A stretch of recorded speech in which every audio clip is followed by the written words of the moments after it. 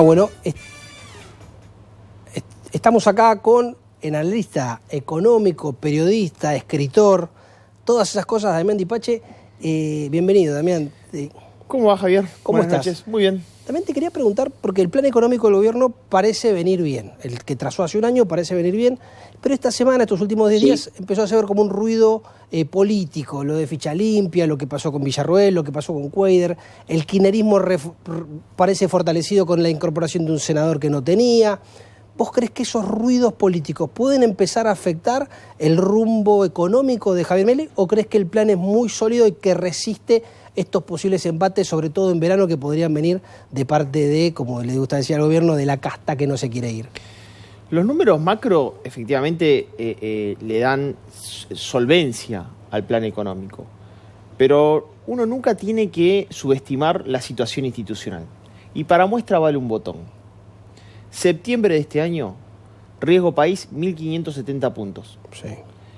Tensión entre oposición dialoguista y el oficialismo. Se genera un diálogo entre esa oposición dialoguista y el oficialismo. Con lo de los decretos. Con el tema de los vetos, perdón. De los vetos. Veto de ley previsional. Sí. Se llega a un acuerdo, riesgo país baja contundentemente. Viene el veto de la ley del presupuesto universitario. Sí. Se genera un acuerdo, baja más contundentemente. El número tiene que ser acompañado por la institución, porque vos le das previsibilidad institucional al propio programa económico que estás haciendo. Porque vos el programa económico obviamente lo manejás desde la macro, pero la previsibilidad institucional te permite reformas estructurales que necesita el gobierno por delante para consolidar esa macro. Claro. Bueno, le damos lugar al dueño del programa, a ver qué pregunta el dueño del programa. Pero escúchame, ¿vos crees que Milei se aplica tanto al tema este de las encuestas o le mete para adelante sin frenar? No, Roberto, yo creo que al contrario, creo que es anti-encuesta. Yo creo que debe leer las encuestas y las rompe, pero me parece que tuvo cambios importantes. Si vos me decís cuáles son las dos situaciones donde la sociedad de alguna manera le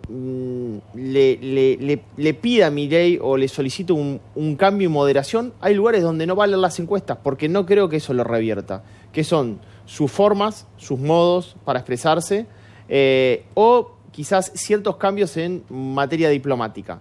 Ahora, yo no creo que Milei justamente sea pro encuestas o ver qué encuesta dice, pues si fuese por eso, imagínate que los cambios contundentes que generaron respecto del nivel de ajuste de las cuentas públicas, de recorte, de reforma estructural del Estado, de situación respecto de descentralización o quita de burocracia en toda la estructura del Estado, no lo hubiese hecho porque la encuesta le hubiese dado mal. No lo hagas porque efectivamente te va a ir mal. Y sin embargo, tuvo un acople social que lo vio bien en relación al revisionismo histórico de lo que esa complejidad en la economía venía aconteciendo, y además, obviamente, los desvíos de corrupción que había en el medio, ¿no?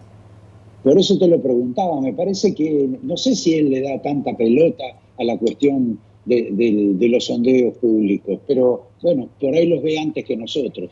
Pero antes de seguir, de hablar de economía y dos o tres cuestiones fundamentales que también quiere preguntar Javier. La gente saca los ahorros porque no tiene mucha alternativa, escupe los dólares, como dice Milei, descubrió que quedarse en dólares era un mal negocio. Ahora se ha llegado a un determinado punto. Las acciones, los títulos, el carry trade, llegó a un punto importante. Algunos ganaron mucho, pero se creció mucho. En tu caso, si vos tuvieras ahora que escupir dólares, ¿los escupís comprando títulos públicos? ¿Los escupís comprando acciones?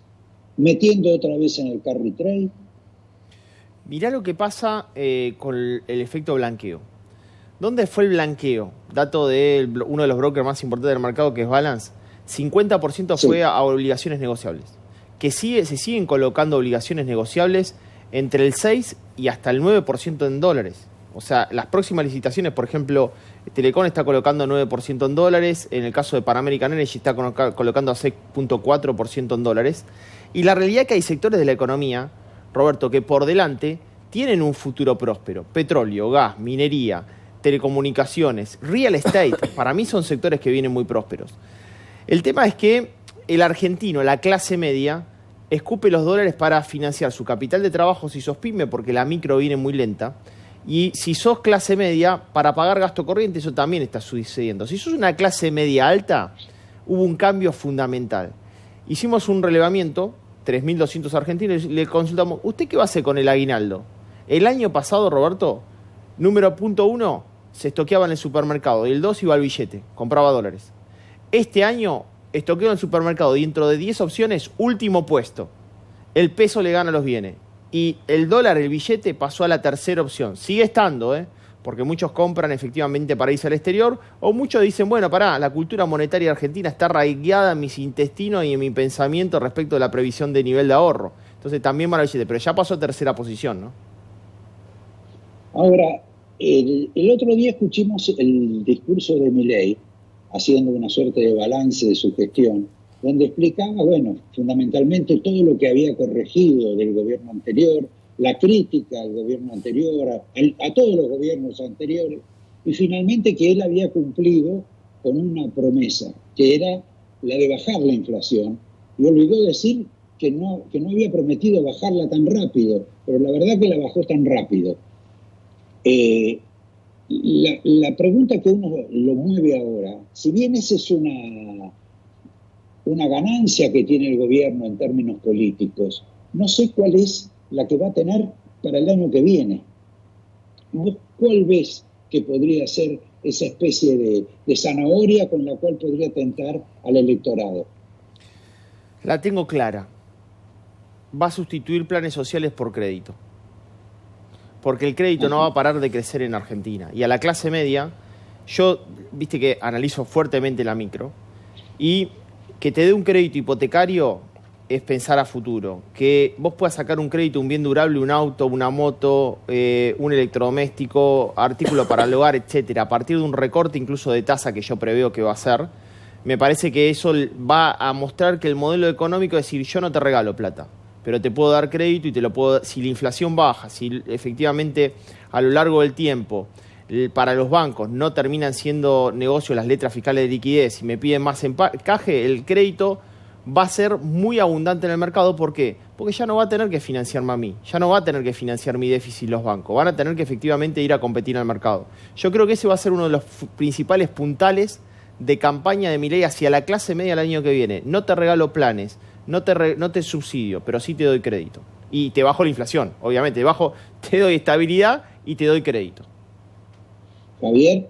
También yo te quería preguntar, con esto que ahora empezaron a insistir de nuevo los industriales y algunos con el tema del atraso cambiario, que incluso Milei puso una luz amarilla sobre diciendo, si el dólar baja muy rápido me quiebra algunos sectores. ¿Vos cómo ves esta cuestión del dólar planchado, incluso bajando? ¿Crees que tiene que impulsar al gobierno a tomar algún tipo de medida al respecto o crees que por ahora estamos bien? Hasta ahora la generalidad por parte de la política cambiaria, es decir, cuando tengo un retraso cambiario, devalúo. Sí. Entonces afecto a los 47 Exacto. millones de Argentina. Yo creo que tenés que mandar a taller mecánico a ciertos sectores. ¿Cuáles son esos sectores? Bueno, probablemente el agro esté complicado. Probablemente el sector industrial esté complicado. Entonces yo vería qué harían esos sectores para relajar esa situación. Hasta ahora Milei, o sobre todo Caputo, oxigenó el tipo de cambio, que efectivamente o el valor tipo de cambio está noviembre, diciembre de 2023 antes de que asume Milei. Sí. Antes de la devaluación. Bien, o sea que efectivamente se va retrasando. Y nos complica mucho la situación de la devaluación del real brasilero, claro, porque es un país con el cual competís en los mercados y además es socio comercial. Entonces, yo vería decir, ¿qué voy a hacer para oxigenar ese tipo de cambio en el tiempo hasta eventualmente elevar el cepo? ¿Qué hizo hasta ahora? Bueno, por ejemplo, el agro le eliminó aranceles para importación de fertilizantes y herbicida. Ahora vas a tener un recorte nuevamente de eliminación de impuesto país. Hacia adelante, le tenés que poner lubricante. Bajar las retenciones, por ejemplo. Exactamente, bajar gradualmente las retenciones y darle estímulos a esos dos sectores fundamentalmente que van a quedar descalzados. Claro. Van a quedar descalzados ante un tipo de cambio. Porque Roberto me preguntaba antes y quizás a mí omití algo importante también respecto de qué va a pasar con el mercado cambiario. Si el plan de gobierno se concreta, o sea, esto como una apuesta. Sí. Si el plan de gobierno se concreta, van a ingresar muchos dólares por la cuenta financiera. Entonces, probablemente vayas a un retraso cambiario con una balanza comercial superavitaria. Entonces, tenés que oxigenar ese tipo de cambio. Y para mí, las reformas estructurales que plantea el gobierno, por ejemplo, reforma tributaria, que lo anunció el gobierno el otro día, no le llega, no te da el tiempo, no está la sintonía entre voy a generar una mejora de la competitividad del tipo de cambio con baja de los impuestos. Sí. No te va a dar, tampoco te va a dar el superávit. Claro. Sí, Javier. No, hablabas de Brasil y esta especie de crisis que tiene que aumentar en el IVA y demás. Y algo que está pasando, cambia de signo político en Uruguay, otro de nuestros vecinos, que parece que tener también o va a tener políticas más irresponsables en materia fiscal y demás, o se presume ese tipo de modelos en los vecinos. ¿Nos favorece o nos perjudica? Bueno, primero ahora tenés un Javier Milei empoderado en el Mercosur, que determinará el que pasa con Argentina en el Mercosur. El caso de Brasil es diferente al caso de Uruguay. El caso de Brasil, fíjate que está pasando por una crisis importante. Sí. De hecho, tuvo que salir a vender reservas de dólares para que el real no se devalúe más. El premio de la tasa es muy importante. Tenés una inflación del 4,7% y la tasa en Brasil es del 11,5%. A pesar de eso, los brasileños salieron de real producto de la crisis que está atravesando Brasil. Me parece que esa política, previsibilidad de política quizás más populista de izquierda de Lula no va a acompañar a una mejora de su economía. Vamos al caso de Uruguay. Sí. Yo siempre me quedo, y se la voy a hacer a Roberto, la pregunta esta. Y que juguemos al aire en vivo, Roberto, con esta pregunta que yo te voy a hacer a vos. Y si vos sentís esto, hace 5 meses fui a dar una conferencia en Uruguay. ¿Bien? 5 meses, a Montevideo. Sí. Me mostraron esa famosa foto de la calle Pou, Mujica Sanguinetti, derecha, centro izquierda e izquierda pura. En esa foto era casi una respuesta semiótica de la economía. El norte de Uruguay es siempre el mismo. Tenemos leves diferencias para llegar al norte. ¿Cuánto saltó el riesgo país en Uruguay con centro izquierdo? Claro, poco. Nada. Ahora, ¿cuál va a ser el tema, hablando ya de Brasil y de Uruguay? Brasil no solo ha devaluado, con lo cual le crea algún problema con un país como la Argentina, que ha tenido el peso más revaluado de todos los países, sino que Brasil ha aumentado la tasa del IVA creo que el 26%. ¿Eso qué es una exigencia del Fondo Monetario o es un estrangulamiento total?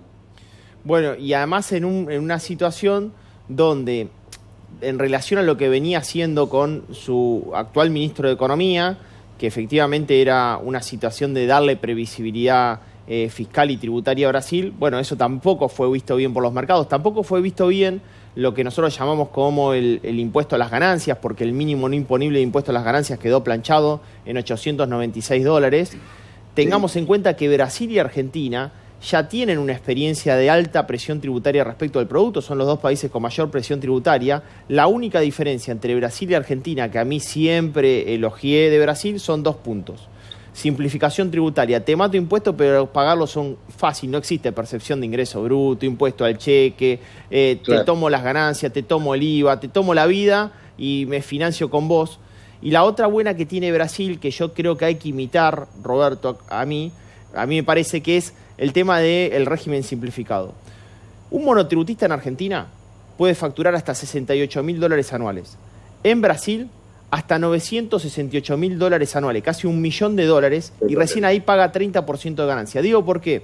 Porque eso ha generado que el pequeño emprendedor, si le va bien ante esa musculatura económica, arme una sociedad. Y la fortaleza en la musculatura de las pymes en Brasil es mucho más grande que la fortaleza de las pymes en Argentina. Acá tenemos 4 millones de monotributistas y 620.000 pymes. Algo anda mal porque el monotributista ni el autónomo nunca pudieron subir a una escala empresaria para efectivamente crecer en volumen en el mercado doméstico y ni que hablar en el sector externo, ¿no?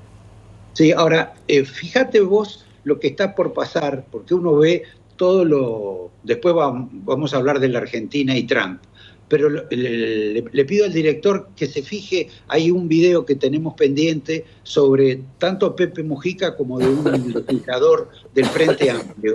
¿Cuánto va a afectar a los argentinos que han ido a no pagar impuestos al Uruguay, a los extranjeros que vienen a depositar su plata o invierten en el Uruguay porque tienen miedo que haya guerra en Europa, de pronto personajes que te dicen que van a aplicar impuestos distintivos, por ejemplo, con el tema del IVA. Escuchá esto, que supongo que el director lo tiene, las dos reflexiones, una de Mujica y otra de este representante del Frente Amplio. Se precisa un gesto de solidaridad de los que pueden. Lo resuelva metiéndole la mano en el bolsillo a 40, 50 mil tipos que tienen posibilidad. Y por tanto pagamos el mismo IVA quien gana $1 millón o quien gana 10.000 pesos. Hoy la tecnología permite pensar en un IVA personalizado. Existe en otras partes del mundo, hay buenas experiencias piloto que permiten de alguna manera que ese IVA, ¿verdad?, no sea igual para todos porque pueda medir en algo la capacidad contributiva. Ahora, ¿yo soy tonto o el IVA fue creado justamente para que el mundo, para que los contribuyentes paguen de acuerdo a lo que gastan? Totalmente. No, además, imagínate que el IVA es al consumidor final y generalmente un aumento del IVA es muy regresivo porque lo terminan pagando todo y no solamente los ricos. Un IVA personalizado sería muy loco, no lo escuché nunca. De hecho, en muchos países... Es el nuevo gobierno del Uruguay. Por eso. De hecho, en muchos países, Roberto, tenés IVA no generalizado. Al contrario, lo que sí tenés es discriminación de IVA. ¿Cómo es eso? Que no está mal, es parte de una política tributaria. ¿Cuál es esa discriminación del IVA? Por ejemplo, en países nórdicos consideran que beber alcohol debe tener un mayor nivel de graduación porque quieren desincentivar el uso del alcohol. Entonces le ponen un IVA mucho más, es un IVA muy elevado. Después tenés IVA intermedio. Y en muchos casos la política tributaria incentiva los consumos locales. Por ejemplo, en España tenés IVA reducido del 4%, si bien el IVA general es 21%. Entonces, el IVA, en definitiva, incrementa y desincentiva o desincentiva los consumos en el mercado interno. Ahora, IVA personalizado no lo escuché en mi vida. Yo tampoco, me sorprendió no esto. Bueno, sería digamos, una novedad en el mundo, te digo, porque no escuché nunca. Y después, sobre el tema de personalizar el IVA sobre aquellos que emprenden en tecnología, bueno, es como que los luditas le fueron a cobrar un IVA a aquellos que eran entre artesanos y los que construían las máquinas. Le cobrabas el IVA al que construía la máquina y no a los artesanos. Sería muy loco, ¿no? Parece decimonónico eso. Sí, bueno, ahora saltemos a Estados Unidos. Milei está bárbaro con Trump. Trump lo invita a la Asunción, lo invita como amigo, ni siquiera lo invitó a Macri, que era su amigo antes, y le hizo algunos favores Trump. Pero bueno, con Milei tiene un amor especial, etcétera. Pero Trump quiere bajar el precio del petróleo y lo va a bajar, porque generalmente también Trump cumple con lo que dice. Trump no sé qué va a hacer con el tema de su propio mercado. En general va a funcionar con un sistema de aranceles todavía más estricto que el que tiene ahora. En ese funcionamiento, por más amigos que Milei sea de Trump, ¿de qué le sirve a la Argentina o a la economía argentina la llegada de ese equipo? Vamos a jugar al TEC. Vamos a jugar al TEC con los televidentes. Se viene un mundo complejo desde lo comercial. La semana pasada, hace 10 días, el bloque BRICS anunció BRICPay, que es una nueva moneda que tendría el bloque, tipo blockchain, centralizada, no descentralizada, para debilitar al dólar. O sea que todas las operaciones, Brasil, Rusia, India, Sudáfrica, pasarían efectivamente por una moneda propia para debilitar al dólar, hacer transacciones con su propia moneda. Trump, que salió a decir, si ustedes hacen eso, se van a perder de venderle la economía más maravillosa del mundo. Si eso sucede, y además está China, obviamente, de por medio, probablemente Trump ponga aranceles a esos países. Bueno, por ahí puede ser una oportunidad comercial para Argentina. Pensalo desde ese lugar, que ponga tanto proteccionismo al mundo donde necesite efectivamente, por ejemplo, alimentos o agroalimentos y Argentina tenga una oportunidad de pensar esa vía. El mundo se viene para jugar al TEC, Roberto. Y también pienso en esa reunión... Qué antiguo que sos, Damián. Sí, viste, me volví ochentoso, pero también pienso en esa reunión de Javier Milei con Xi Jinping en marzo. ¿Por qué? Porque China sigue siendo el segundo socio comercial Y por otra parte, también tenés una ayudita de la cuenta financiera, porque si te portás bien con Xi Jinping y el tipo está conforme, te llevas 5.000 millones de dólares de swap. Entonces, Sí. el TEC creo que Javier Milei lo comienza a jugar bien, porque ya no es tan socialista China. Es un socialismo de mercado, es un capitalismo para dialogar. Y está muy bien que lo haga, porque es pragmático.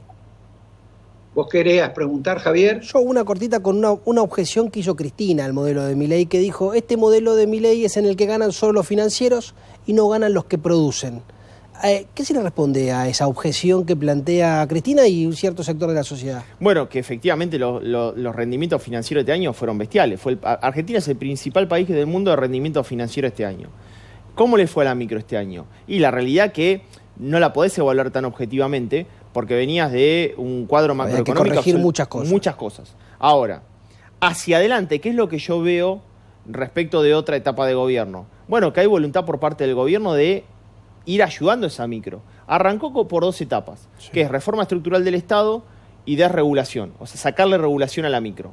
Obviamente tiene que avanzar con reforma tributaria, reforma laboral y efectivamente generar condiciones de competitividad en el mercado para que una pyme pueda producir en Argentina. Para un segundo, Sí. para un segundo. La reforma laboral no la tenían incluida ni siquiera para extraordinarias, y ahora ni siquiera va a haber extraordinarias. Bueno, a mí me preocupan 2. Si vos me decís qué es lo que le está faltando para que esa persona pueda producir y competir en el mercado, 2 puntos. Uno, se habló en un momento pero quedó a mitad de camino. Y el otro ni se habló, Roberto. El primero que quedó a mitad de camino es reforma laboral. Porque vos tenés que bajar la litigiosidad en Argentina y no puede ser que un órgano tripartito determine cuándo bloqueo o no bloqueo una planta. No se va a generar empleo y vos de ahí dependés la generación de activos para financiar pasivo, es decir, jubilado y sistema previsional. Y la segunda, que ni se habla, yo la voy a meter en todos lados, es tema transporte. Argentina tiene un alto costo de transporte, Argentina no proyecta sus sistemas de transporte en forma integrada y no creo que todo se pueda hacer con inversión privada, Roberto. Yo creo que ahí la inversión pública es necesaria. No creo, porque Argentina tiene una celeridad por tanto retraso, que Argentina necesita mejorar puertos, necesita mejorar caminos y rutas, y necesita integrar lo que es transporte de carga por tierra con trenes y barcaza. De hecho, solamente transporte de carga, tenés 80% de transporte de carga en San Lorenzo, en Puerto San Lorenzo, de granos, pero solamente representa, no llega al 1% del transporte total en Argentina, y es lo más barato. Entonces y ahí tenemos la mejor hidrovía de América Latina. Entonces hay mucho y no se trabaja absolutamente, o no escucho al gobierno hablar este punto. ¿Vos, Javier, querés despedirlo? Sí, no, me están avisando que vos no escuchás y que tenemos que despedirnos, que hay que hacer el cierre, así que te lo dejo en tus manos. No los quiero escuchar porque me parecía interesante lo que estaba hablando el compañero. Pero bueno, te despedimos y nos despedimos también nosotros, pero también con una pequeña sucesión de videos, por lo menos para alegrarle a la gente, a los que nos siguieron, una suerte de premio. Ustedes se acuerdan que antes Cristina usaba esto como señal del peronismo. Ahora empezaron a usar, ¿qué empezaron a usar, director? Que usted tiene algún tipo de muestra por ahí. Claro. Mira vos, Sí. es un homenaje a la nata, me parece. No creo que lo hayan pensado como un homenaje a la nata. ¿No les parece a ustedes? Claro, ahí tenés y el de Parrilli también. Bueno, nosotros nos despedimos con la señal de siempre, sobre todo ahora que por ahí nos invitan a la función de Trump. Pero claro, a nosotros nos invita Elon Musk. Gracias y nos vemos el domingo. Chao.